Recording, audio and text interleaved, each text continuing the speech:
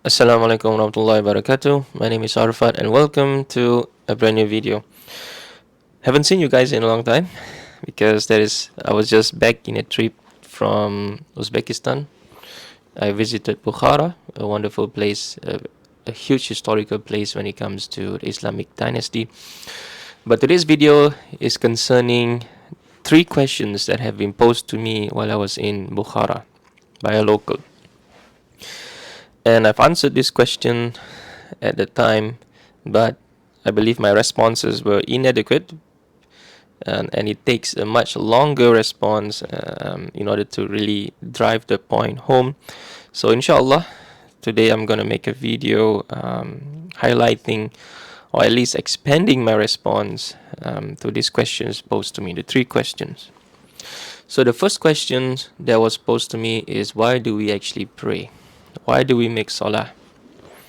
And this ties down as to why do we fast even? Why do we give charity? Right? And so the first things first, why do we pray? If we believe that we are Muslim, and if we believe in the Book of Allah, we believe in the Quran, we believe in Allah, and we believe that the Quran is the revelation sent down by Allah through the Prophet Muhammad SAW via the Archangel Gabriel, Jibril alayhi salam. And so if we believe that this Quran is actually from Allah, okay, my very first response to the questions as to why should we pray is because Allah commanded us to pray. This is the primary reason why we pray. Because we are from amongst the Muslims. And Muslims basically means those who actually submit themselves to the will of God, to the will of the Creator, Allah Azza wa Jal. And so the reason why we pray, the first and most important reason, is because God commanded us to pray. Allah commanded us to pray. Second reason, and these are all secondary reason, okay, the most important reason that we should have in our heart is that because the one who created us, the one who fashioned us, the one who actually gave us everything that we need, not what we want, but we need, and from amongst us, He grants us the things that we want to fulfill our desires. He allowed us to walk this earth. He allows us to see this earth, to see the creation, to see the beautiful creation of His, the mountains, the flowers, the monuments that I visited in Bukhara. And so Allah Azza wa Jal has allowed us to see. He has granted us sight, vision, the sense of hearing, the sense of smell, the sense of taste, the sense of touch, to enjoy all the wonderful foods in Bukhara, to enjoy the wonderful people that I met in Uzbekistan. And so all these things are actually a gift, a blessing from Allah Azza wa Jal to us. Because imagine if we were born short-sighted, or if we are born without the ability to see, our visions are impaired. We do not have the ability to smell or to taste the food. Our taste buds are blunt, and so we will not be able to enjoy the pleasures of this dunya. And so, because Allah also mentions in the Quran, He commanded us to pray so that we will be grateful towards all these things that He has actually given us. And so, the most important reason why we pray is because Allah commanded us to pray. And when we pray, in turn, we are being grateful to the things that Allah Azza wa Jal has actually granted us. And so we will be heedful. We are not amongst the person in this dunya or in this world that actually are ungrateful to their Lord. Now, whether we pray or we don't pray, it doesn't affect Allah Azza wa Jal. It doesn't affect His majesty, it doesn't affect His status, but it only affects ourselves, because we are not showing gratitude to the things that Allah has actually granted us. So some people might ask, why must we show gratitude? Because Allah chose to create us in this dunya. I did not ask to be born. And so these are questions which we have to be very careful. And these are questions which normally come from the corners of our heart. That is, we want to rebel against the one who actually created us. So we should suppress these thoughts. We should actually rethink ourselves and actually try to soften up our hearts a little bit. To understand the Quran, to understand our purpose here in this dunya. I did not ask to be born as well, right? I did not ask, neither did you, but this is from the mercy of Allah. This is from the decree of Allah, because He is God and we are His creation. And so He is able to do all the things that He wants to do. The reality is that we are here in this dunya. Okay, there's no point thinking about why we are born. I did not ask to be born, so on and so forth. That is besides the point. We are already here. All these questions that we ask as to why we must be born, as to why are we here, all these are irrelevant questions because it doesn't reflect the reality. The reality is that we are actually here in this dunya, that we are actually born in this dunya. And what do we do about it? Do we obey the commands of Allah, or do we rebel against Allah continuously? And so, if we want to be successful in this dunya, if we want to have tranquility in our hearts, if we want to feel calm, and if we want to progress in our life in a way whereby it is actually rewarding for us in this dunya as well as in the akhirah, then obeying the commands of Allah is the most important thing. Because the hearts will never actually find true tranquility. Our hearts will never find true tranquility unless we make dhikr of Allah, unless we remember Allah Azza wa Jal. And sometimes it is easy for you to see through people, whereby they are smiling on the outside, they are they are so happy on the outside. On photographs they are so happy, but actually when they are with themselves, um, sadness surrounds them. Or maybe if not sadness, then resentment surrounds them, and they are wandering lost, and they do not actually progress in their life, so to speak. They keep on repeating. It's just like infinite regress.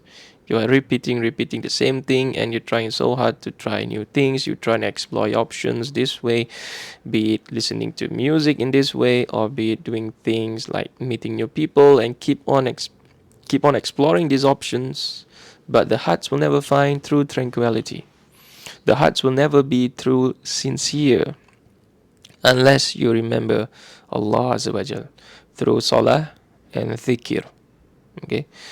And so, ladies and gentlemen, why must we pray? It is because, first and foremost, Allah commanded us to pray. And the effect of us praying is that our hearts will feel calm, our hearts will be at ease, and we will feel peace, and our hearts will be tranquil. This is the most important thing that we want. And so, when our heart is at ease, when our heart is at its utmost stage of tranquility, then our mind itself will be healthy as well. Our minds will be free from all these thoughts, questioning the decree of Allah, questioning our purpose here. And so, at the end of the day, the reality is that we are here, and if we believe in the book of Allah, if we believe in the Quran, then we should submit to the will of Allah, and that is to make salah, to pray, because Allah Azza wa Jal actually commanded us to pray. It's all about understanding our purpose. It's just like when you are at work, your boss tells you to do something, and you don't understand why your boss tells you to do something. But after your boss explains to you the reason behind it, then you finally say, now I got it. Right? So it is the same. At first you might not understand what is the purpose of you praying up and down, up and down, up and down, reciting all this surah, up and down, because it takes time for understanding to actually grow. It takes time for you to develop understanding as per the religion of Islam. And so, if you don't actually practice to begin with, because Islam is actually two things, okay? You have the theory aspect of it, but the practical aspect of it is more important. Because if you know how to pray, you memorize all the surah, and you know all the technicalities of praying. But if you actually don't pray, what's the purpose of having all this theoretical knowledge? Because Islam is the religion of actually action. You have to pray because it is your action that counts. The thoughts that you have in your head, or it can be any evil thoughts, any desires that you have that is wrong, you will not be held accountable for it unless you take it into actions. So if you have a thought in your head that you actually want to pray tomorrow, then you should manifest these thoughts into an action. You should actually get up and pray. And so, ladies and gentlemen, I highly encourage you to actually pray. If you've never prayed before in your life, then what are you waiting for? It is a magical experience, I can say. But obviously, you need to take time to learn to pray. But the most important thing is, if you want to progress, you must start, and you must start immediately. There are people around you that will be supporting you, inshallah, and so there are people around you that will support you. And so, if you ask me what is the primary reason why we should pray, that is because if we believe that we are Muslims, and if we want to be a Muslim, and if we believe in Allah, if we believe in the Quran, and if we believe that there is an afterlife, then because Allah commanded us to pray, that is why we actually make salah, why we pray. The second question that was posed to me is, what do I feel when I give charity? So this is a question that when was first asked to me, it immediately struck me, because I know exactly where this is coming from, especially the people that I interact with. And so, what do I feel when I give charity? So the first important thing is that it doesn't matter what I feel. Right? Whether I feel good, I don't feel good. When I give charity, I lost a few pounds here, a few euros here, a few dollars here. All that matters is that, again, Allah Azza wa Jal commanded us three things: salah, charity, zakah, as well as fasting. And so when we give charity, we should always cleanse our heart and know that it is only for the sake of Allah. We should not try to post on social media. We should try not to let people see the amount that we give. We should not even let our left hand know the amount that we gave from our right hand. And so, ladies and gentlemen, when we give charity, sometimes we feel good, and sometimes if we see people on the streets, we don't give charity, sometimes we feel bad. But all this is irrelevant. The most important thing is that we give charity because Allah commanded us to give charity. And so the better question to ask is that, what would you feel after giving charity? What would you feel if you don't give charity? It's not about what do you feel when you give charity. So after we give charity, we should feel thankful.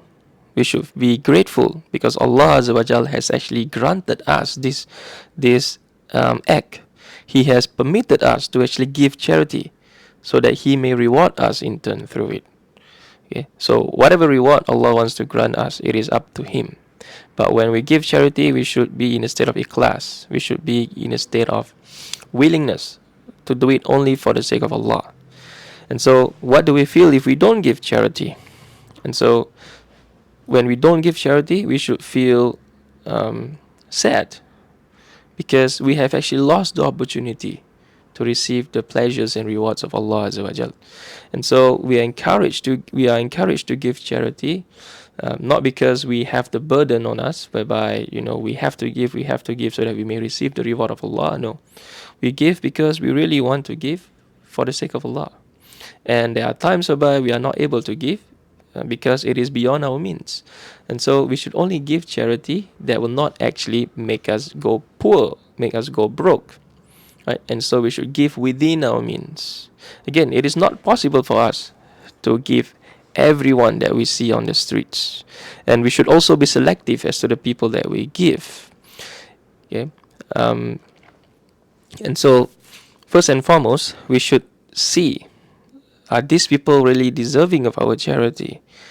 If they are able, if they are fit, they are willing to work, they have all the faculties in mind, their body parts, their limbs are intact, and their brains are intact as well, then we do not have to give charity to these people, because these people are capable people. And if they came to you asking you for money, then they're beggars. Right? So they're a different category. But again, if it is out of your mercy, your own personal mercy, and Allah's mercy acting upon you, And so if you want to give, that is completely up to you. It's fine. But the more better person that is deserving of charity are those people, with damaged limbs, those people who are incapable, they are mentally incapable. And so these are the people that we should actually give charity to. Orphans, for example. So this is a whole new, a different topic completely. But when it comes to the question as to what do I feel when I give charity, the answer is that it doesn't really matter. Because if we do it for the sake of Allah Azza wa Jal, okay, if we do it for the sake of Allah Azza wa Jal, then know that our reward is with Allah alone.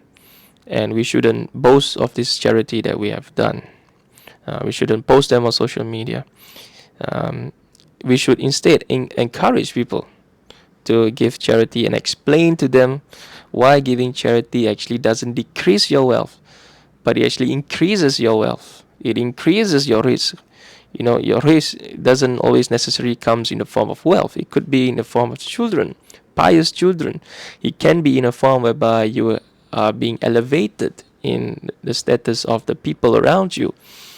And so it could be that you are being put in a position of power whereby you are able to influence the people in the right way, obviously.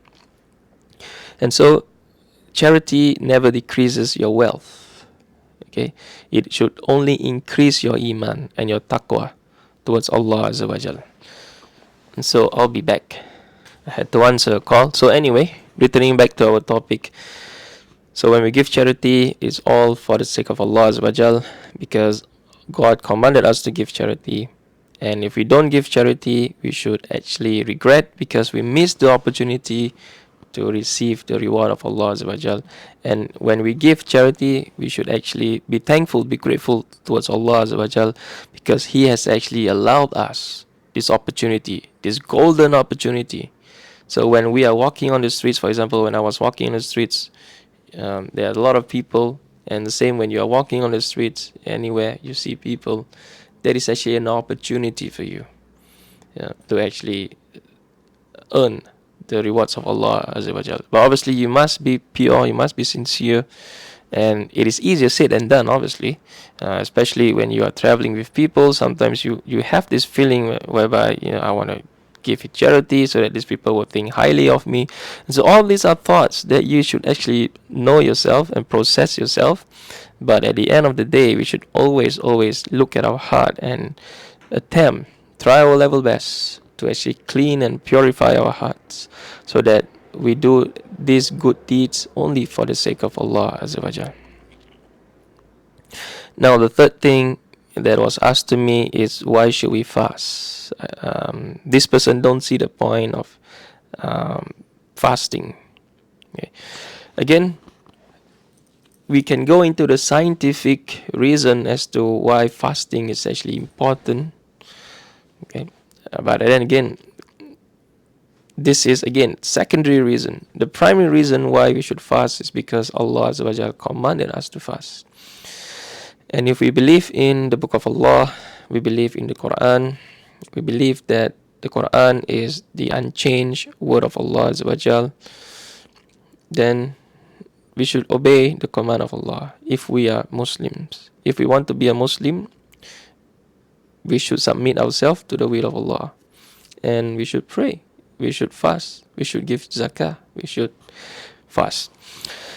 And so the purpose of us fasting, and if we don't see the point for us fasting, then it is very difficult to say, because we have actually not seen the point as to why we should even pray to begin with.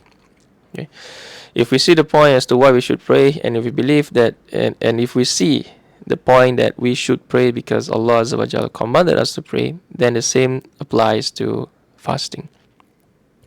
We fast because Allah Azza wa Jalla commanded us to fast. And our act of fasting shows obedience towards the commands of Allah. And through it, Allah will eventually bless us with many, many good things in this dunya as well as the akhirah. If we want success in this dunya, if we want true success in this dunya, then we should follow the commands of Allah Azza wa Jalla. and it starts little as fasting. If we have never fasted in our life before, and we find it difficult and even overwhelming to fast the whole 30 days in Ramadan, this upcoming Ramadan, then we should find means to make it easy for us. Everything we should do it slowly. Start small. Some people are able to just jump into the river and swim, but some of us actually needs to learn how to paddle first. And so, depending on what situation you are in, but if you are not those people who are able to jump into the pool and then swim, then you should actually learn to paddle first. Okay, so one of the examples I gave is when I was in Bukhara, is that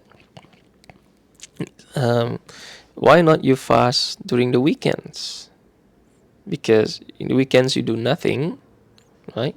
You can actually wake up for your dawn meals, okay, your pre-dawn meals, have your pre-dawn meals, and then you can sleep all the way. But obviously you have to wake up because you have to pray, right? But if you never prayed a day in your life, and you feel that praying and fasting is too overwhelming for you, then just focus on the fasting.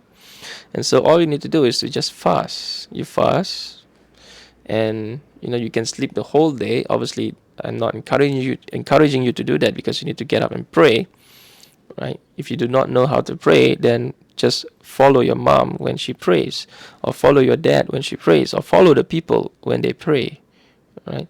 Obviously, you need to recite the Fatiha. If not, your prayer will be invalid. But if you don't know anything, right, then you still have to start small and just follow whatever actions that has been performed, follow whatever actions that has been done, right? I'm not saying that people don't know how to recite Al-Fatiha, right? But if you don't know, there's no need to be embarrassed, because everybody at one stage in their life don't know how to recite Al-Fatiha, right? It doesn't matter whether they are young or they are old, right? There are people out there who starts learning Al-Fatiha when they're 40, right? And so it's never too late. Why should we feel embarrassed, especially when it comes to the deen? And for us, when we actually speak to people like this, we shouldn't look down on them, because we do not know that these people might actually have a greater iman than us, and they might even exceed in knowledge in the future. And so we should not judge these people. Instead, we should encourage them. We should support them to the best of our abilities, and within our capacity, within our means. If we are not able to support these people, then we should find ways for these people to be supported, to continue receiving the support, even though it doesn't come from you directly. Okay, and so again, to return back to the question, why do we fast? Is because Allah Azza wa Jal commanded us to fast. Okay. Now the secondary reason as to why we fast, intermittent fasting is actually very good for our health. Okay, fasting actually has tons and tons of health benefits, right? Again, I do not need to go into this, because the main purpose of this video is to actually answer the 3 questions from a primary reason perspective. And to summarize this whole video, we do what Allah Azza wa Jal, our God, our Rabb, we do these things. We pray, we give charity, and we fast because Allah Azza wa Jal commanded us to do so. And so if we are able to actually bury these thoughts in our hearts, then everything else will actually flows eventually, right? Because we already have Tawheed, which is the most important thing. We already have Tawheed. Tawheed is the belief in one God. Okay? It is not believing in one God manifested in 3 persons, okay, whereby we have the Father, Son, and the Spirit. No, this is not Tawheed. Okay? Tawheed is actually belief in La ilaha illallah. There is no God worthy of worship. There is no deity. There's no other God besides Allah. And Allah is Al-Awwal. He is the first. Al-Akhir. He is the last. Okay? And there is none like Him. Even when we try to imagine, some of us have wild imaginations. Okay, Ajib. We are able to imagine things, and we are able to actually orchestrate these things that we imagine. One of my favorite painters is Pablo Picasso. Okay, and his painting on time is just amazing. It struck me, right? So he has these wild imaginations, and so some of us are able to just imagine things in our brain and are able to actually illustrate into reality, turn it into a picture, and these are from from the mercy of Allah given to these people. And so if we are able to bury the thoughts that we fast, we give charity, and we make salah, we pray, we perform salah, these are strictly for Allah Azza wa Jal, then everything else that we can imagine, the reason surrounding it, it's actually secondary. It doesn't really matter, because we know that the reason why we pray is because Allah commanded us to pray, and that is the reason that we should actually go by, and that is the reason that I will continue telling people as the primary reason. Because if we believe in Allah, if we are Muslim, we call ourselves Muslim, we believe in Allah, and we have Tawheed, whereby Allah is the only Rabb, the only Lord, the only God, the creators of the heavens and the earth and what's in between, and everything that's in this dunya, in this universe that we are able to see, the stars, the moon, the planets, the solar system, the orbits, everything from the sun all the way to the protons, the neutrons, and all these things are the creation of Allah. And so Allah encompasses himself above his creations, over his creations, and he is high above the seven heavens on his throne. And if we believe that Allah is Al-A'la, the most high, then actually we have Tawheed. And so having Tawheed is another thing. This is the theoretical side, having Tawheed. Right? We believe. That means our Aqidah, our firm belief is that Allah is one. The next thing that we should do is to act upon our beliefs. Okay? And is to act upon the religion. And that is to actually pray. The most important command Allah gave us is to actually make salah, to pray. And then to give charity. And then to fast. Okay? And so these are the most important thing. The most important thing is to pray. Aqimus salah. To pray. So do things slowly. Take things slowly, but we should always measure ourselves. We should measure progress ourselves. We should try our level best to pray, even if we do not know how to recite the surah, we do not know what to recite in our ruku, in our sujud, we do not know what to recite at all. There are always room to learn, and we should make the best effort that we can to actually learn how to make salah, learn how to pray.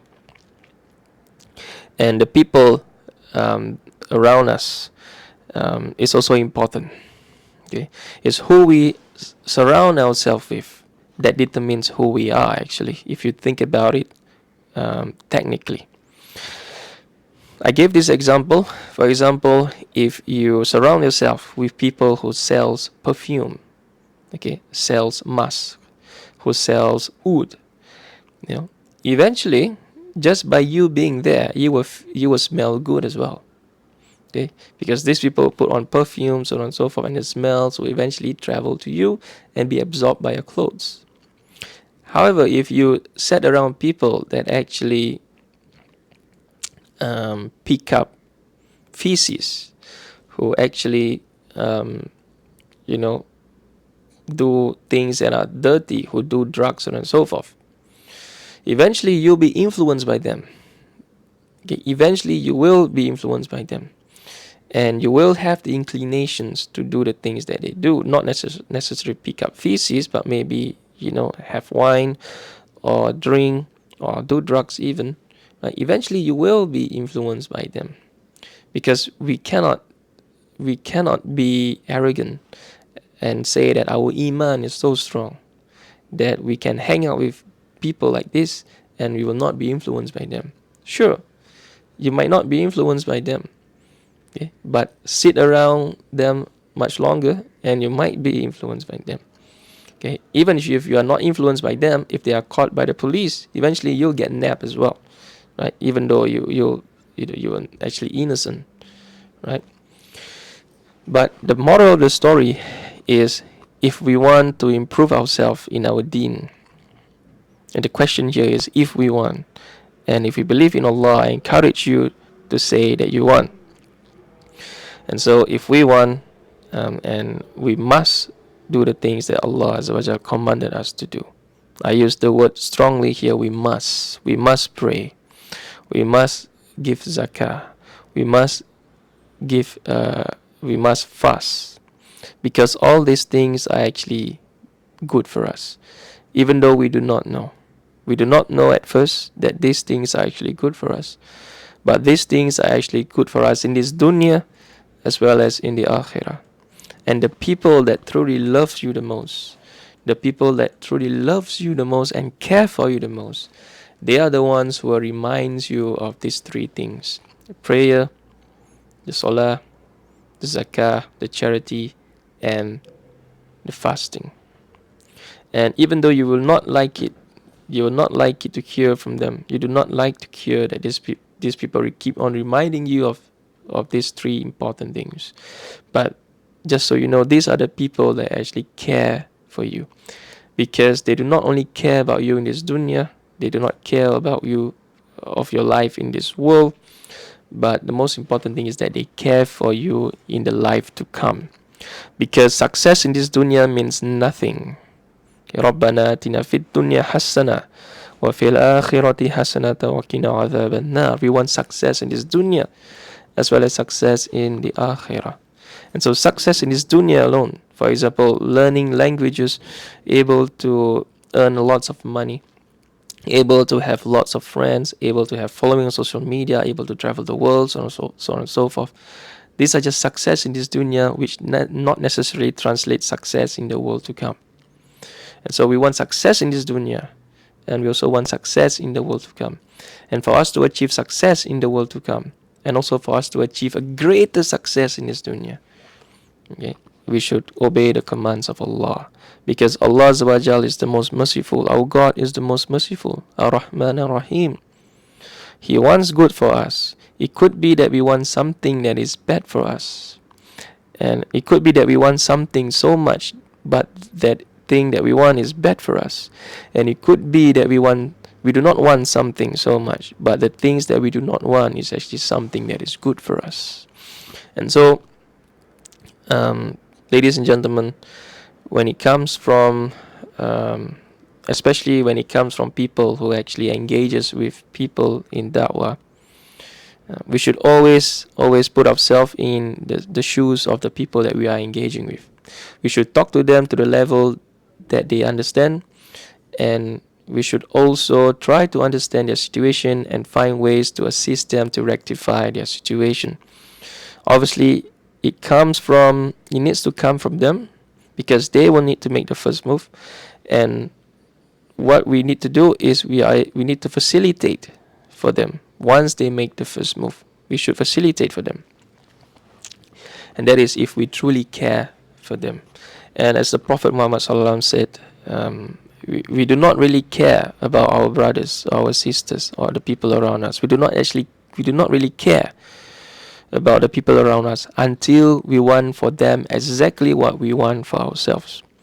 So I want Jannah to Firdaus, and I want the people around me, especially the people that I met in my trip to Bukhara. I also want them and their families and the people that they love, to be in Jannatul Firdaus.